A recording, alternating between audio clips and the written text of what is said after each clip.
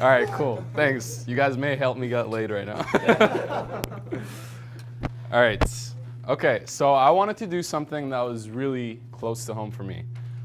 Because a lot of you guys, like, we can get really nuanced about game topics and all that stuff, but a lot of you guys aren't even starting out yet. You know, you guys aren't even taking the action that you should be taking.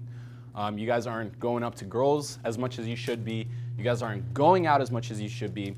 And so I wanted to really cover how to build up that confidence so you can become that naturally attractive guy, so that when you go out, you can take more action and you can go out more consistently. So, hope this works. Cool. So, this is my definition of what confidence really is. And what it comes down to is doing something with full belief that it will be in your favor regardless of the actual result.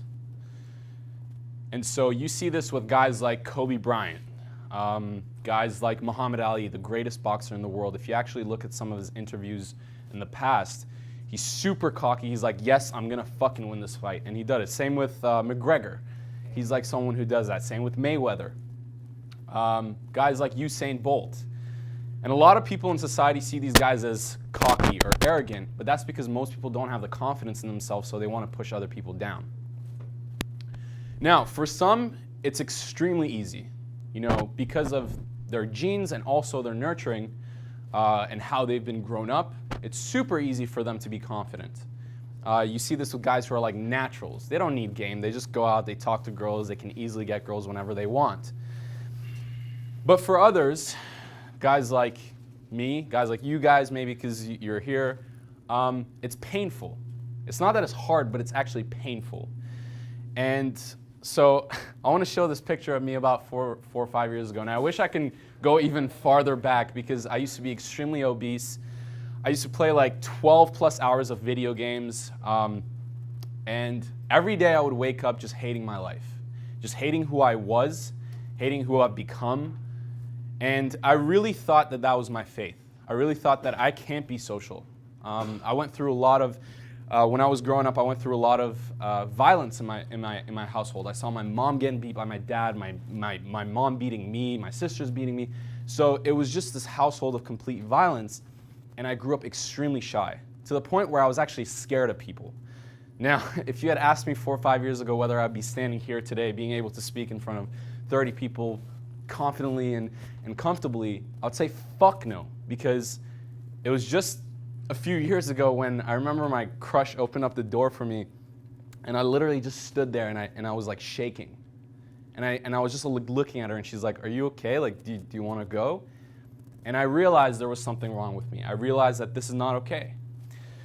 But having coincidentally fell into game, little by little, just being able to implement certain things that I've noticed with guys who were good with women, guys who were confident in themselves, and being able to embody that, it made me be able to take a lot more action and get a lot more results. And so you can, I don't know if you can see it, it's kind of blurry. This girl's actually ignoring me here. But you can see the smile on my face versus the couple years before. And this was the start of me actually finally being confident in myself to be able to start taking more action. And the more action I took, I started getting results, and more results, and more results. And women started coming to me, women that I never thought that I would ever date in my entire life. People that I used to jerk off to on Pornhub were now coming to me and dating me. So that's my face now. So there's a difference between who you can become and who you are now. And a lot of people don't see that. A lot of people don't see the hope. They're like, oh, this is who I am, and they're stuck in their identities. So the first thing is that we don't want to get rejected. There's a good book called Social by Matt Lieberman, and he talks about how rejection is extremely painful to our brains. Matter of fact, it's so painful that the same parts of your brain that get activated when you break a leg or you break an arm is the same that you get when you actually get rejected by other people.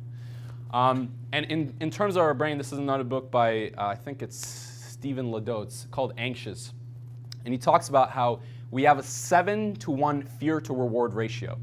That means there's 7 compartments in our brain that is dedicated to making sure that we don't go towards what's fearful, and only 1 part of our brain making sure that we actually get certain rewards. And the reason why is because we have a tribe mentality.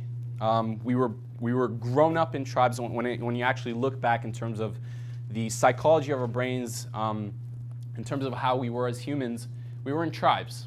And so anything that we did when we were in tribes, anything that we did was to get status in social hierarchy, was to increase our status. And low status to us was extremely detrimental. This meant less resources, and most importantly, less sexual access.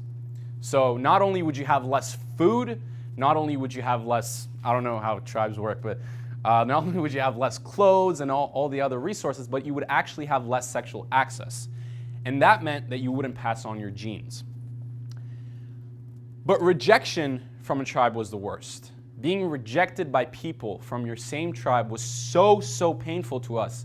And we've actually evolved to the point where it's the most painful thing to us, because if you get rejected by your tribe, what does that mean? You could die. You're rejected from the tribe. You're completely kicked out. So now you're alone. There's actually, loneliness is the emotion that says that you should be socializing more, because it's that part of your brain saying, hey, you might be actually away from your tribe right now. So rejection was extremely like the lowest point for us. Now, what I want to talk about is that your focus determines your outcome. Most people want confidence to not get rejected. They don't want confidence to be able to actually go up to girls and be confident in them. They want confidence to not get rejected. And you'll see this with guys who are like, wait, like she's on the phone, or they're always waiting until the right time hits. You know, they're like, oh, let me just wait until the friends leave. Let me wait till she's off the phone. Let me wait till she looks more happy. And what that really means, right time, is that you have less chance of a rejection. Okay? And this mentality is really playing to not lose rather than actually playing to win. Okay? And most people here, and this was me a couple of years ago as well, everything I did came from a place of not taking risks. It came from a place of me never wanting to lose. There's a good book, again, Awaken the Giant Within. And Tony Robbins in that book talks about how, I think don't quote me on this because I don't fully remember the story, but he was trying to learn how to drive a car on a racetrack. And he was learning from a NASCAR driver. And he remembers when he was about to actually, on a turn, he was about to crash the car into, like, you know how the racetracks are like this and there's the walls and stuff? He was about to crash the car. And as soon as he started looking at the wall, the NASCAR driver grabbed his face, turned it around this way to the racetrack. And so Tony Robbins asked him, like, why did you do that? I was trying not to crash. And he said, well, if you focus on the wall, you're going to end up hitting it. But if you focus here, then you're going to end up going there. And so everything that you do, your focus on what you're actually thinking about determines your outcome. Not to mention, we no longer also live in tribes. So if you get rejected by a girl, if you get rejected by multiple girls, chances are you're not going to see them again. And even if you do see them again, they're not even going to remember you. But if you're always focused on not getting rejected, that's what's going to happen. So some of you guys might be saying, but Mo, I'm shy.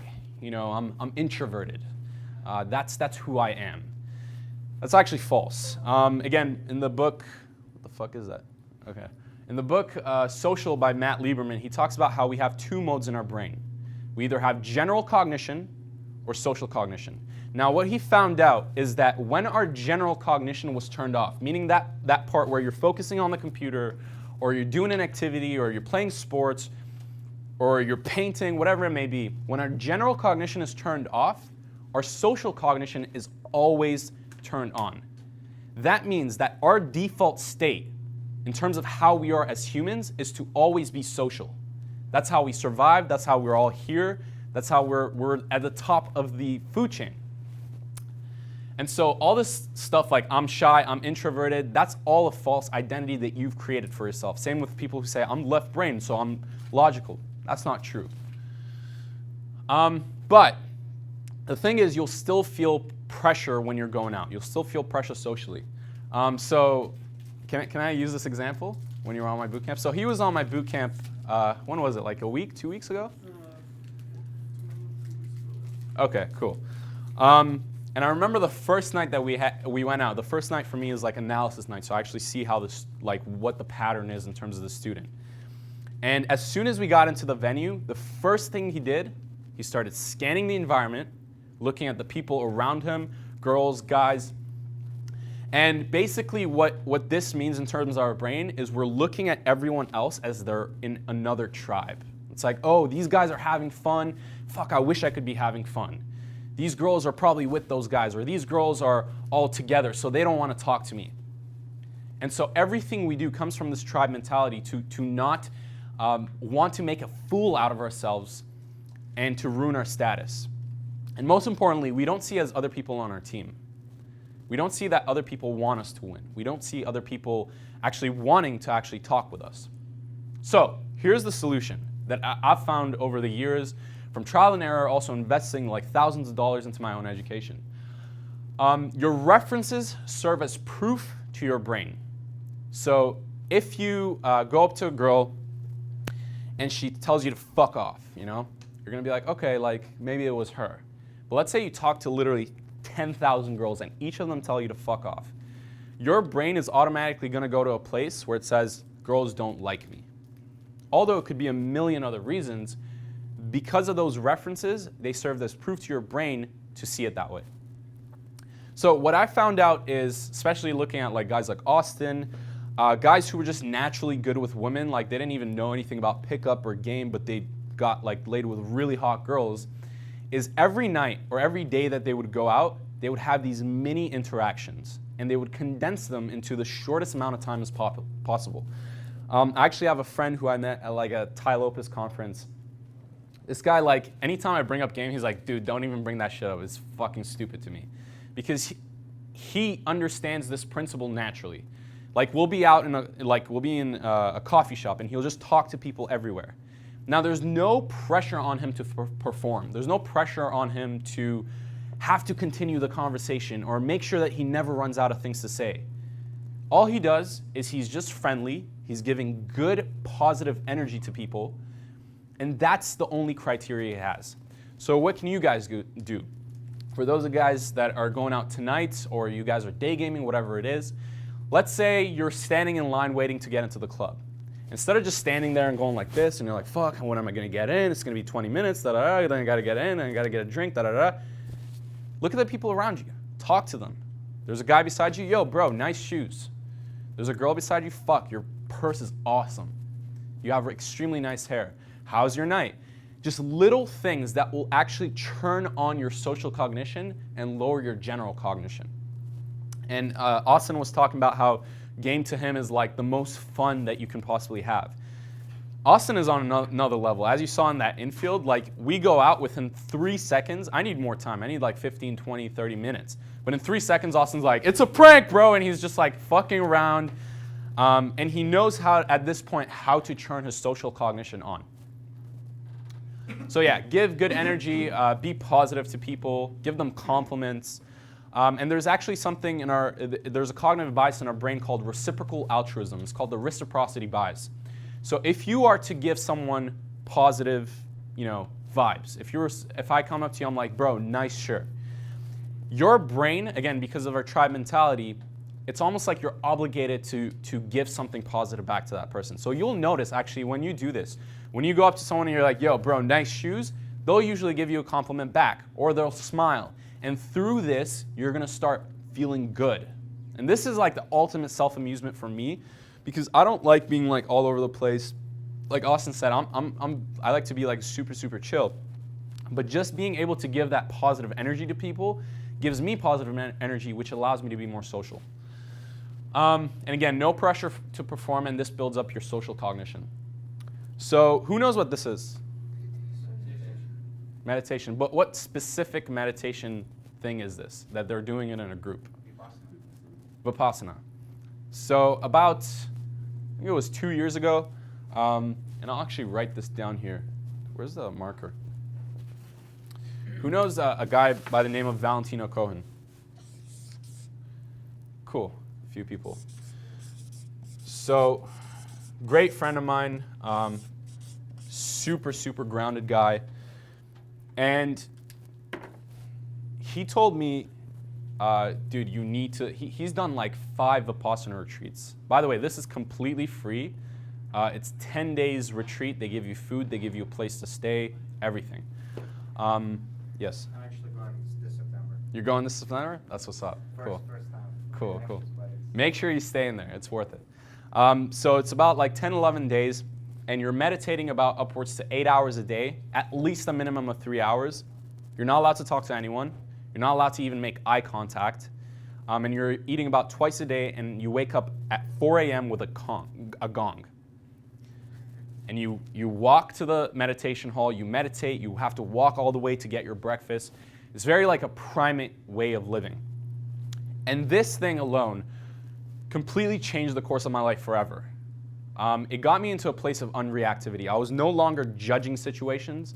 I was no longer looking at things as this is a positive and this is a negative, but seeing every experience as what it is. And so I'm going to give you my 4-step unreactivity method. Yes? The question about the Vipassana. Yeah. I heard like a couple of my friends went to Vipassana and they said they couldn't even do it after 3 or 4 days. You see a lot of people leave? Not a lot of people leave. I've had friends who've done it for 1 day and they went mental. I'll tell you this, the first 3-4 days you go absolutely crazy. Because your brain wants novelty. Your brain is used to having your phone. I remember I used to just like, I'm like, where's my phone? Where's my wallet? And you're always trying to check for shit. You're always used to the novelty. So first 3-4 days you go crazy, but if you persist and you actually finish the 10 days, amazing event. I encourage every single person in here to do it. Because not only will it change your game, it will change your life forever. So anyways, this is my 4-step unreactivity method. This is what I do. I'm pretty sure you learned this as well, right? Okay, cool. So this is what I do whenever I go out, and what I've found out works for me to have consistent, good social nights out. Okay, I could talk to everyone, I could feel good, and I never really have that like bad night out. So the first step is to accept the environment that you're in. So again, when you walk into that club, when you walk into that bar, instead of scanning the environment, instead of being like, holy shit, this is so overwhelming, I can't do it, da-da-da-da, take a second, go to the bar, stand in the middle, and just take a deep breath and loosen up your body.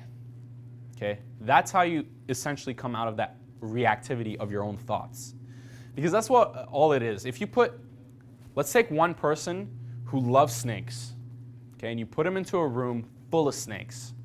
That person's gonna love that room. He's gonna be like, oh, fucking cool snakes. He's gonna put it around him, all that shit. You put someone afraid of snakes into that same exact room, they're gonna freak the fuck out. The room hasn't changed. Snakes aren't gonna bite you, they're not poisonous. The room is still the same room. It's just the only difference is what's up here. So a lot of like the problems that you have in your own game, it's not because the girl is mean or that you have to overcome all these logistics. It's just that you're overthinking it. So this makes me not overthink things and really simplify the process for me to the point where I'm not unreactive. So again, accept the environment. Take a deep breath. Just relax your body. Second is expect the worst case scenario. So you're afraid that you might go up to the girl and she might say, fuck off. Everyone around you is going to see. You get completely humiliated, which would never even happen, ever. But again, your thoughts play these silly games. And so I want you to start expecting the worst case. You know, like look at that girl and be like, you know what? When I go up to her, she's probably going to reject me. And that's fine. And as soon as you're able to be okay with it, you're letting go of that need for control. You're letting go of that need to always be in control of the situation. Like, like most people who ask me, how do I never run out of things to say? It's like, dude, you know how to talk to people. I'm pretty sure you don't run out of things to say with your friends. I'm pretty sure you don't run out of things to say with your family. So you already know how to do that. But it's just the fact that you're overthinking and trying to control the process to the point where everything that she says you have an answer for, or everything that you say, you know how to handle it. So expect the worst case scenario of what's gonna happen and be okay with it. Like literally, I used to tell myself when I was first starting out, I used to be like, you know what, she's gonna reject me, I'll be able to handle it. I used to literally tell myself that before approaching her. And that took that pressure off of me. Third step is to take immediate action. Don't just mentally masturbate. Don't just be like, oh, like accept the environment, da-da-da, and then not do anything. you have to take immediate action. As soon as you feel calm and you're being like, okay, I expect that this is not going to go my way. And I always say the first step counts. Literally, like the first step you take towards the girl counts. So start taking the first step, actually walking up to her. And it's funny, like most girls don't realize how scary this is for a guy. They think it's like, oh, you're just talking to a girl. But for a lot of guys, it's actually super scary. It takes a lot of courage. So take the first step to actually going up and approaching the girl. The reason why this works so well is because of the commitment consistency bias in our brain. What the commitment consistency bias is, when we actually commit to a certain process, a certain belief, a certain thought, we don't want to change it. That's why you'll have these like massive debates between people who have like religions and people who are atheists, and it'll go on forever and no one will come to a conclusion. Why? Because of the commitment and consistency bias in their brain. So the first step counts. Now, maybe you've gotten to the third point. I just cracked. Maybe you got into the third point. Do we have some water? No, but like new. Okay, thanks. I don't want like a already open one. Okay. So maybe you're already doing these first 3 steps right. Maybe you're taking a lot of action and you're just like, yo, I'm not going to put it into the pile of used water. So maybe you're already taking immediate action and you're doing it consistently and you're saying, where the fuck are the results? Why aren't girls liking me and everything like that? I'm viewing every product, I'm going to every seminar, I'm buying every program. And the last thing, which is the most important thing, is to persist. Most people who take action in a form of comfort. Like, oh, I went up and approached her, but what did you do after that? And they're like, well, I approached her and I just ejected. So as soon as you feel that discomfort within you, like, oh shit, I want to leave, I have a 20% rule, which is persist 20% more than you usually would. So for some people, it's actually just going up to the girl and saying hi. For some people, it's continuing the conversation for 2 minutes when you feel uncomfortable. For some people, it's continuing the conversation and maybe getting a little bit physical. For some people, it's getting physical and maybe actually leading and taking the girl home. So have this 20% rule always in your mind. This is the one thing, if you guys can take anything out of this is the one thing that has allowed me, guys like Austin, guys like David, who've gotten massive, massive results. Just being able to persist and gain new references that we normally wouldn't have if we had just stayed in our comfort zones. Major key alert. So persistence is compounding. And Warren Buffett knows who knows Warren Buffett here? The world's one of the world's most richest men. And he always talks about long-term investing. He invested, I don't know what the actual amount was, maybe it was like $1 million or something. And over time, it compounded 7%, 10% every year, whatever it is, to the point where he has billions. So persistence in game is compounding just like that. It starts slowly, and then all of a sudden it will shoot up. And the reason why is every time you persist, you have a new experience that you normally wouldn't have had. So your references will serve as proof.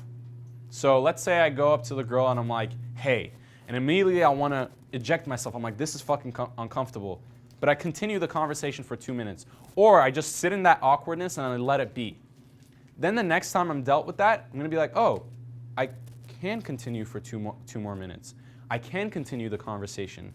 I can get physical with the girl. And it becomes a new reference in your brain that will allow you to have that as proof to your mind, and that will be a new belief. Guys like me, guys like Austin, guys like Vadim, we didn't just get good overnight. It came over just like, oh shit, I don't even know how to talk to people. And then all of a sudden, we're pulling and we're like, oh shit, we can consistently do this now. Because now it's built in our identity, now it's built into our belief. And we've done it so often and it's repetitive for us that it's easy. So my first time approaching, I remember it took me about 4 months of going out every day before I actually did my first approach. I was going out every single day for 4 months. I was going out to malls, I was going out to a place called Wonderland, and I was just like so scared of people that I literally couldn't approach a girl. And I remember the first time I approached like this woman, she was like 45 or 50. And at the time I was like peacocking. I had this like massive I had this massive pink G-Shock watch. It was like huge. And I went up to her and I'm like, excuse me, do you have the time? And she's like, you have a watch? I'm like, all right. And then I just left. But as soon as I did that, from that day on, I knew I could approach. From that day on, I was like, this is possible. And everything that I believed about my own identity, that I couldn't do this, that I couldn't improve as a man, was bullshit. And Austin told me this yesterday. He's like, dude, game is like a video game. It's like a hard video game. You just play it, but every time you lose, another girl will come up and she's a new opportunity to play the game again. So every girl that you're attracted to is an opportunity for you to either befriend her, bring her into your social circle, meet her friends, or possibly date and have sex with her. So always view this entire process as like, oh, this is just this game that I'm enjoying and I'm having fun with. The final words I'm going to leave you with. Look, the results are awesome. Okay, it's great. It's fantastic. Having sex with tons of girls, having threesomes, having harems, having orgies, it's all cool. But the most important thing is the person you become. The outcome of who you become is much more fulfilling, much more satisfying than anything you can get. Again, if you had talked to me 4 years ago, you would have been like, this guy's got mental problems. But now that I'm standing here, I'm like, holy shit, like, I'm a completely different man. You can become that hero that you envision in your mind. And it's very easy to do if you just continue taking action. And the last thing is your brain adapts over time. So at first, like the stuff that Austin said, it might be very difficult for you to understand that. You'd be like, this self-amusement shit seems so fake. You know, or like, I can't smile, it just seems so fake. And yeah, at first it's gonna feel fake. But this is from a book called How the Mind Works by Steven Pinker. Amazing book. I strongly recommend everyone to read it. And he says, a richly structured mind allows for complicated negotiations inside the head, and one module could subvert the ugly designs of another one. What this basically means is that your brain, if put under immense pressure on something, it will adapt to that certain thing, because if it doesn't adapt, it just means too much pain. So if you're continuously taking action and you're putting yourself under mental pressure, because this shit is pretty difficult. Like okay, there's one aspect of it which is like, dude, you're talking to a girl, it's pretty easy. And then there's another aspect which is like the mental aspect of it, overcoming your own mental barriers, that's very, very difficult. But over time, your brain will adapt to it. And then the last thing is your influence is key. One thing that I've done personally for me that has been able to like skyrocket my game and learn really, really quickly is I spent a lot of money on myself. I traveled to put myself in a place of vulnerability. I traveled, you know, David Bond is gonna talk about that, how travel is so important. I spent thousands of dollars on programs, not just on like pickup and dating advice, but also on my own personal improvement. And so your influence is going to affect your beliefs. So if you're around 5 people who think game is creepy, they think that talking to girls is weird. I have a friend who, like, anytime I'm around him, he'll see a girl, he's like, oh my God, she's so on. I'm like, yo, you should go talk to her. He's like, no, I don't want to give her the satisfaction of knowing that she can just have me. I'm like, all right, dude. But imagine if you're constantly hanging around those people. How are they going to affect your beliefs? You know, if I'm hanging around with David Bond, if I'm hanging around with Austin, and these guys are like, yo, let's go out and talk to girls, my beliefs is I can do it as well, and I can go out and talk to girls. It gives me permission. And so all my thoughts are affected by that. So my thoughts are like, oh, these guys are taking action. I want to take action. These guys are starting a business and doing entrepreneurship. I want to do that as well. These guys are going skydiving. I want to do that. So because, again, we're these social creatures, and that's the way we work. And then last thing, your thoughts will lead to your actions. So if you're, again, hanging around people who are just like complete losers, they don't want to go out and talk to chicks and all that different stuff, you're not going to do it as well. And that will become who you are. And whether you're happy or not about that person is all up to you. So your influence, like the fact that you guys are in this room right now and you've invested in yourself and that you're surrounding yourself with like-minded people, that's the first start. Continue doing that. Because the more you do that, the more you're going to be able to take more action and be happy about yourself. And then I'm going to leave you with a quote. This is a very classical quote by one of the best self-development speakers in the world. He's taught Tony Robbins, Jim Rohn. And he talks about, you are the average of the 5 people you spend the most time with. I always carry that quote with me. Anytime that I've hung around with guys who were smoking weed, they were losers, they didn't want to do anything, they wanted to sit in, guess what I was doing? I was doing the exact same shit. Again, I really wish I had more pictures of my previous past so you can see I used to be this drunk, fat dude who used to play video games and wouldn't do anything. And that came from my influence. But as soon as I started hanging around with guys like this, started putting myself around with guys who were multimillionaires, they started changing my brain. They started changing the way I thought. And my actions completely changed because of that. You learn through osmosis, which means monkey see, monkey do. That's the way we are. So just if you guys want to sign up for like the newsletter, I don't know how many people are on it here. But yeah, that's my speech. If you want to come talk to me about this newsletter later on. Basically, I send free like emails all the time, like giving value like this. So if you're on it, that's cool. But yeah, thank you. I'm going to give it up to David Bond.